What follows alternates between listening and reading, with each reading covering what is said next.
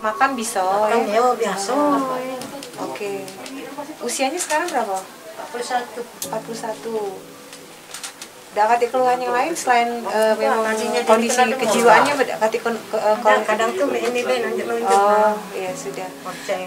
Ada kartu Indonesia Sehatnya, Bu ya? Hati. Oh, kati juga. Ya Hati udah. kalau aku Sudah pernah dibawa ke rumah sakit belum? bawa lagi tuh ke pelabuhan. Dia overdosis tuh. Ya overdosis dan ini kan makan obat aku dan ini demam. Jadi makan obat aku diabetes itu 3 biji. Terus itu mulutnya berbusau, ada sama suara ulong itu nah. Pasien ini langsung lemes. Nah, pada saat yang tadi sudah dijelaskan sama Ibu ke pelabuhan, bukan ditolak, cuma disarankan dengan kamar yang lebih tinggi. Jadi persiapkanlah anaknya, apa yang nak dibawa, baju nak dibawa dan sebagainya. Kita antarkan ke rumah sakit. Kalau untuk pengobatannya ditanggung sepenuhnya oleh pemerintah.